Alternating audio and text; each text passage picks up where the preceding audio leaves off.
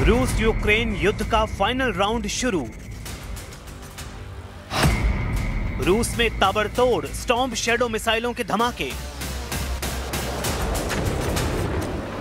Putin ने बदले में जलाए ज़ेलेंस्की के 2 शहर।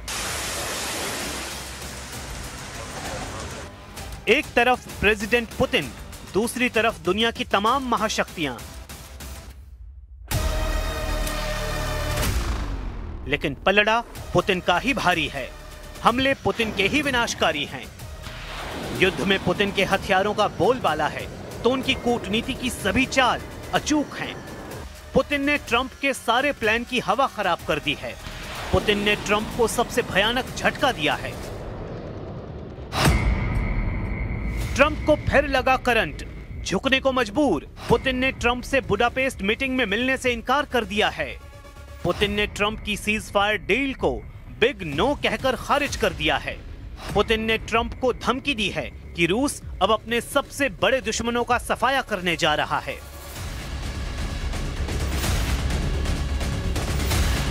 जैसे ही पुतिन ने बेखौफ इरादे जाहिर किए, रूस के तूफानी हमले शुरू हुए।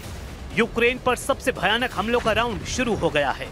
राजधानी कीव हो या फिर ज़पोरिज़िया, बम और मिसाइलों के धमाके से जल रहे हैं। अचानक रातों रात युद्ध का लेवल पुतिन ने बदल दिया है। जैसा कि ट्रंप ने कहा, युद्ध में कुछ भी मुमकिन है। कुछ वैसा ही हो गया। कहां सीज फायर की कोशिशें हो रही थी, कहां युद्ध की आग पूरे यूरोप तक भड़क गई है।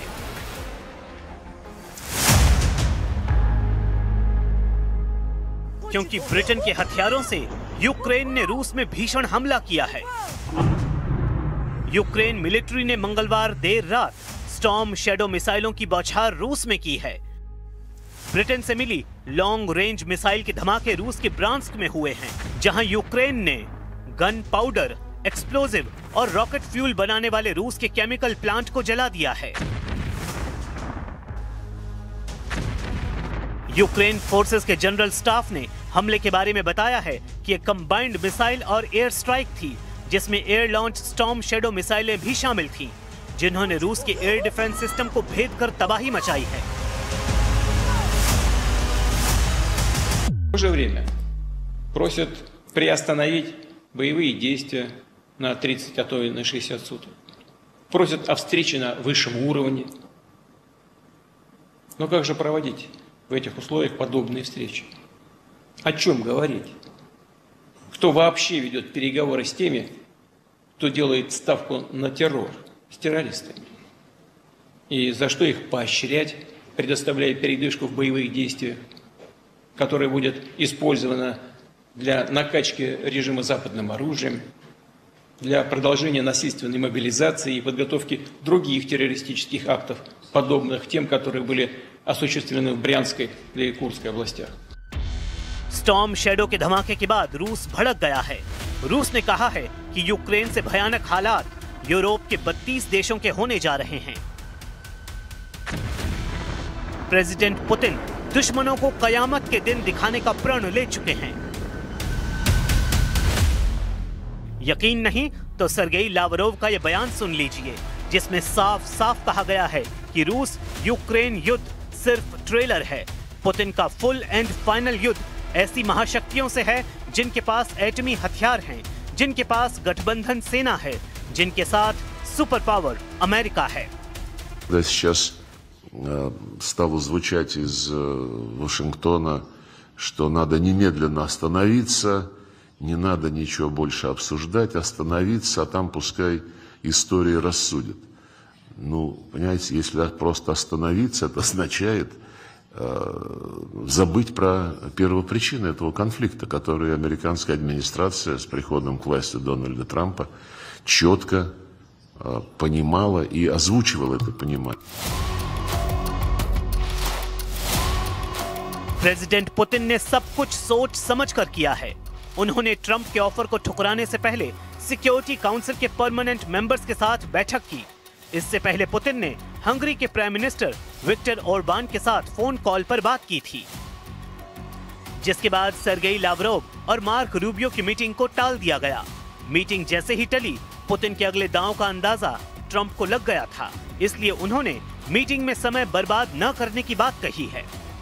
I don't want to have a wasted meeting. I don't want to have a waste of time. So I'll see what happens. But we did all of these great deals, great peace deals.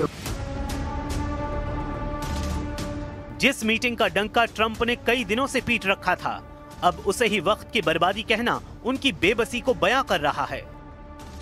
खैर, Trump क्या करेंगे ये किसी को अभी नहीं पता, लेकिन पुतिन के आक्रामक रुख ने यूरोप में खलबली मचा दी है। पोलैंड ने ये तक धमकी दे डाली है कि अगर पुतिन का प्लेन उनके हवाई इलाके में भी दिखा तो उसे मिसाइल धमाके से उड़ा दिया जाएगा। पोलैंड के विदेश मंत्री राडोस्लाव सिकोरस्की ने कहा कि अगर रूसी राष्ट्रपति उनके क्षेत्र में उड़ान भरने की हिम्मत करते हैं तो पोलैंड उनकी सुरक्षा की गारंटी नहीं दे सकता। सिकोरस्की ने पोलिश रेडियो से बातचीत में कहा,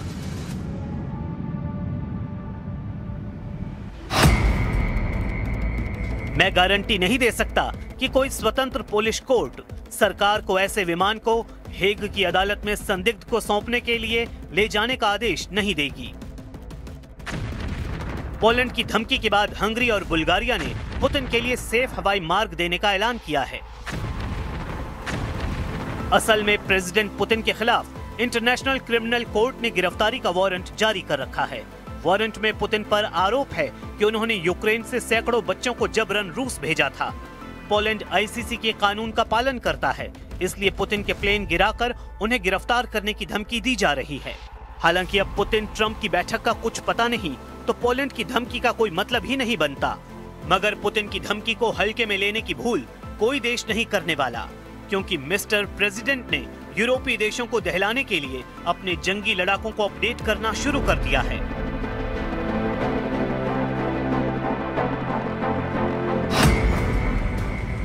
रूस ने पहली बार अपने सुखोई 57 लड़ाकू विमानों के इंटरनल वेपन बे यानी आंतरिक हथियार कक्ष को दिखाने वाले वीडियो रिलीज किए हैं। रूस की एरोस्पेस फोर्स ने 5वीं पीढ़ी के सुखोई 57 के वेपन बे के वीडियो फुटेज जारी किए, जिसमें सुखोई 57 में हथियारों को आंतरिक रूप से डिजाइन किया गया है ताकि इसके रडार क्रॉस सेक्शन को कम करने वाले स्टील्थ प्रोफाइल को सुरक्षित किया जा सके। रूस की अपडेट सुखोई 57 अब अमेरिका के F-22 रैप्टर और F-35 की तुलना में कहीं ज्यादा असरदार साबित हो सकते हैं।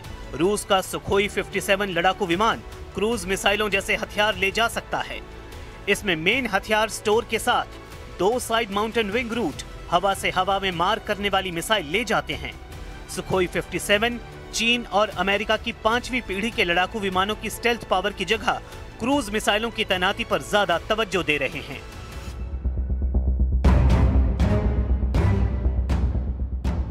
पुतिन का यह जंगी लड़ाका अपनी जेनरेशन के सभी जेट से कई मामलों में अनोखा है। KH-59 MK2 क्रूज मिसाइलों की बौछार से इस जंगी जेट ने यूक्रेन की फोर्स को भारी नुकसान पहुंचाया है। इसी तरह रूस ने अब हाईटेक वॉर में भी यूक्रेन को सरेंडर करवाने की तैयारी कर ली है। रूस के मशहूर हैकर ग्रुप किलनेट ने दावा किया है कि उसने यूक्रेन के सबसे बड़े ऑनलाइन ड्रोन मार्केटप्लेस का डेटाबेस हैक कर लिया है। रूस की सरकारी न्यूज एजेंसी RIA नोवोस्टी की खबर के मुताबिक साइबर हमलों से यूक्रेन को बड़ा झटका लगा है।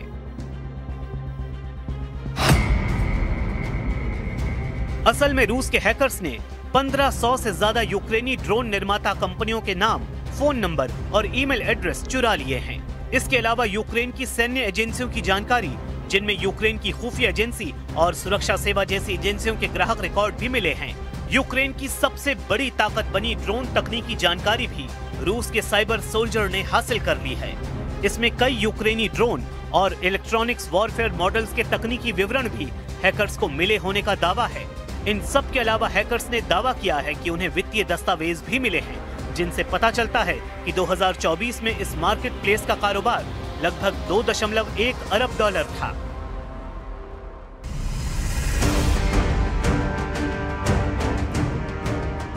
रूस से सभी मोर्चे पर पिट रहे यूक्रेन के राष्ट्रपति ज़ेलेंस्की ने बयान दिया है कि अगर ट्रंप से लंबी दूरी तक मार करने वाले हथियार मिल जाते तो पुतिन काबू में आते। जैसे ही उन्हें ये पता लगा कि ट्रंप ने हथियार देने से मना कर दिया, रूस डिप्लोमेसी को साइड कर फिर हमलावर हो गया है। Росія знову робить все, щоб зіскочити з дипломатії. І як тільки питання далекобійності для нас, для України стало трохи далі, то майже автоматично Росія стала вже менш зацікавленою у дипломатії. ट्रंप ने जेलेंस्की को टोमाहॉक मिसाइलें न देकर युद्ध को जल्द खत्म कराने का प्लान बनाया है। पुतिन को खुश करने के लिए ट्रंप ने उनसे 2 घंटे तक फोन पर बातें की। वहीं जेलेंस्की को व्हाइट हाउस मीटिंग में ट्रंप ने जोरदार डांट लगाई। ट्रंप का प्लान था कि खून खराबे की जगह अब सिर्फ टेबल पर युद्ध का नतीजा निकाला जाए। ट्रंप की डील थी कि जितनी जमीन रूस ने जीत ली है वो उसे दे दी जाए। जेलेंस्की ने भी फ्रंट लाइन पर सीज फायर डील का ग्रीन सिग्नल दिया, लेकिन क्रेमलिन ने सारे मंसूबे पर पानी फेर दिया। पुतिन ने ट्रंप को 2 टूक बता दिया है कि वो किन शर्तों पर यूक्रेन में धमाके बंद करेंगे। पुतिन चाहते हैं कि यूक्रेन पूरे डॉनबास रीजन से दावा छोड़ दे। पुतिन चाहते हैं कि किसी भी शांति समझौते के तहत नेटो सैनिकों की तैनाती यूक्रेन में न हो। पुतिन की डिमांड है कि समझौते में यूरोपियन यूनियन की भूमिका न हो। पुतिन ने मांग की है कि पहले शांति समझौता हो, उसके बाद संघर्ष विराम। इसमें सबसे बड़ी मांग वही पुरानी है कि यूक्रेन नेटो से हमेशा के लिए दूरी बना ले, साथ ही रूस पर लगे सभी प्रतिबंध हटाए जाएं। जेलेंस्की को ज्यादातर शर्तें मंजूर हैं। ट्रंप का तो ये भी कहना है कि जो भी नुकसान हुआ उसे भूलकर जेलेंस्की टोटल सरेंडर कर दे। हालांकि युद्ध का अंत होने की गारंटी तब भी नहीं दी जा सकती। Були зустріч з президентом Сполучених Штатів Америки. Ми домовилися, що саме так спробуємо організувати діалог на лінії, яка є зараз. Саме таким був сигнал президента Трампа і його команді. Це було і публічно. Лінія фронту може бути початком дипломатії. पुतिन के ट्रैप में फंसे ट्रंप और जेलेंस्की फिलहाल असमंजस में हैं। पुतिन को कैसे सीज फायर के लिए तैयार किया जाए, इसके लिए नेटो नेशन मंथन कर रहे हैं, जबकि पुतिन इस तैयारी में हैं कि यूक्रेन के बाद सबसे पहले किसे सबक सिखाया जाए। मुमकिन है जिस तरह पोलैंड ने पुतिन को परेशान किया है, उसका नंबर पहले लगे।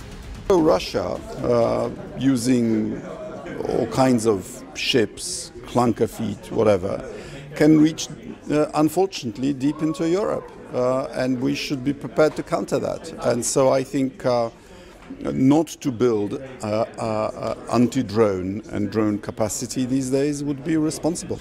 पोलैंड ने सितंबर महीने में रूस के 19 ड्रोन हमलों का आरोप भी लगाया। तब रूस ने पोलैंड पर हमले से साफ इनकार कर दिया था। पोलैंड नेटो का सदस्य है, जिस संगठन का नियम है कि अगर किसी भी सदस्य देश पर हमला हुआ तो वो भी सभी सेनाओं पर हमला माना जाता है। शायद पुतिन के लिए तब नेटो से भिड़ने का सही समय नहीं था, लेकिन अब वक्त और हालात पूरी तरह उनके पक्ष में हैं। ट्रंप युद्ध से दूरी बनाते जा रहे हैं। अमेरिका अगर पुतिन के मिशन के बीच में नहीं आया तो यूरोप का नक्शा बदलना तय है।